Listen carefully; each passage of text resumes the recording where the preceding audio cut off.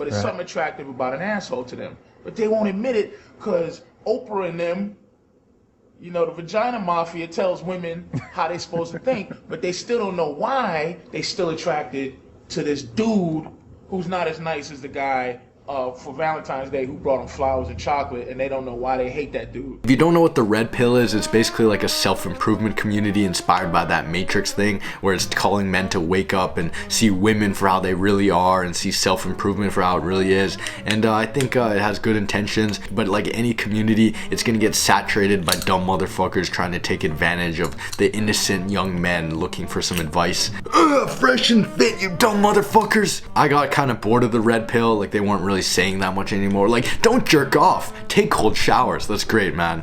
But who I think is one of the most important people when it comes to the ideas of the Red Pill, in my opinion, one of the fathers of the Red Pill, and who keeps all the core messages without any of the fluff after, is comedian Patrice O'Neal. I'm not gonna give you a biography, just what's important. He was a funny ass comedian. I can never harass you, never. And I'm not talking about ooga booga. Like, I'm talking just. Everybody loved him, and people who didn't like truth hated him because he always spoke as candidly and honestly as possible. He talked a lot about women and his philosophy of righteousness, and that's what I'm going to be talking about today. What I'm trying to do is be righteous. And when I say righteous, I don't mean God, you know, God righteous. I mean, just when I wake up, I know I was honest to myself. You know what I mean? Patrice does this one interview where this guy's trying to be all nice, you know. Oh, we have the great Patrice O'Neal here. Let me ask you a question. And Patrice cuts all the bullshit right away and has a 10 times more interesting conversation because he says he looks Jewy, that you don't really like me, you're just talking to me because you want to. And he speaks honestly. You know, I mean, don't you have to go through the pleasantries a little bit? Like, you know, so I just met you out, I just saw you outside. Honestly, what I wanted to do, because, you know, I've never met you and, you know, maybe I'm a little intimidated, was just walk right past you and, you know, I'd see you inside. But I'd pushed myself. I'm like, oh, hey, Patrice, I'm Dylan. I'll be interviewing you. Okay, why'd you do that? Because because society dictates that's... Society dictates. You Do know, you feel comfortable saying that? No, I don't. Of course I don't. That's what I'm saying. When you speak candidly, when you are righteous, you weed out all the fakes and all the people that are going to hate you, and you just speak honestly, and you can actually get human connection. How many times do you ask how people's days are going when you really could not give a shit? How many times do you hide your opinion, your anger, your hatred, your love? How many times do you live in reservation? It kills you slowly when you don't live righteously, man. Patrice was an asshole to many, obscene, dirty, crass, disgusting, but he was righteous, and he changed millions of lives. He changed way more lives than what we will ever do if we continue to sit down and have so how are you doing today? Be true to who you are, not because it'll make you happier, but it helps you sleep at night a little bit easier. Now, that's the general philosophy of Patrice that I think is the most important, but I do have to say he talks a lot about women, and I think a lot of the shit he says is absolute gold. He's shaped a lot of the way I see girls, whether this is a bad thing or a good thing. So I'm gonna go over some general principles right now. It's like we're like sport fishermen. This is what I'm saying. Men like to fish.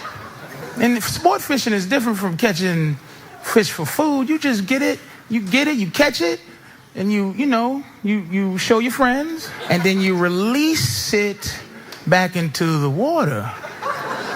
But a lot of women in here, you have boyfriends or husbands, you a fish that jump back on the boat. Then she got comfortable, and now instead of doing this, she's like, so we've been together for like a year now. Why do you still have a boat? You'd be like, so what you trying to say? I can't catch fish no more? Why do you need to catch a fish? Because if I lose my ability to catch fish, then you're not gonna find me sexy no more. So you gotta smell fish on me so that you know I can catch fish so you can act right. girls. You know, Patrice talks a lot about how girls will try and, in a sense, take away your masculinity. They'll try and, oh, let's eat ice cream today, and then you get fat, and then they leave you. You know, they're gonna always try and challenge you, so you have to maintain your ability to flirt, to get women, and to be yourself.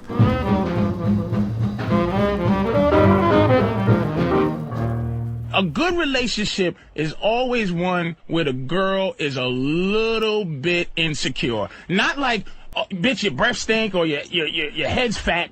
It's just that she's not comfortable whether or not you'll be happy if you leave. I'm telling you, if she thinks you'll be ecstatic if she leaves, she won't fucking go nowhere. So you always play the card like you don't give a fuck, even if you do. If you're dependent on them, if they're your life, your soul, they're gonna lose respect for you. They're gonna take advantage of you. They're gonna argue and nag you. But if you are in a position where you're like, you're all right, but you're not that special, they're gonna be a little insecure, and then they're not gonna complain about how, why did you look at that girl at the beach? And like, would you still love me if I was a caterpillar? They just are less entitled. I think that's what Patrice means. If your girl left you, right, what would you really miss about her? What? Her funny jokes? Yeah. Her what? The way she talks to you when you don't want to talk to her?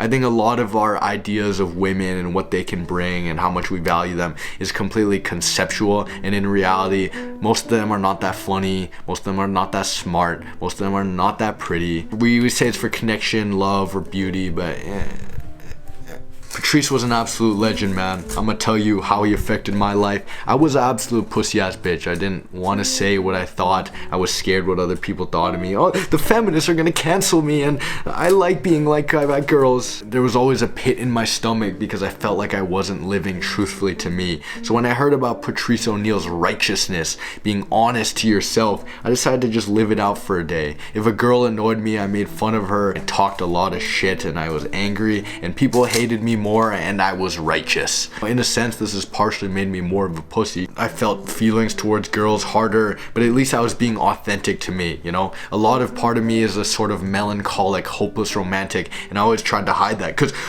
a real man doesn't cry. I would try and see how many months I could go without crying, but I realized that in a sense that makes me even more of a pussy than just crying and being righteous. I'm a miserable poet who likes talking shit, and if I'm not that, I'm not being righteous. I think most of all, you should be righteous, and women, they're cool, but they're alright, man. I don't know. Most of them are real boring, real dry. Hope you enjoyed this video. Channel's been going crazy recently. Let's keep that shit going, man. Come and subscribe. It's a coin toss every time I upload video whether you're gonna get sad me or asshole me. Come subscribe.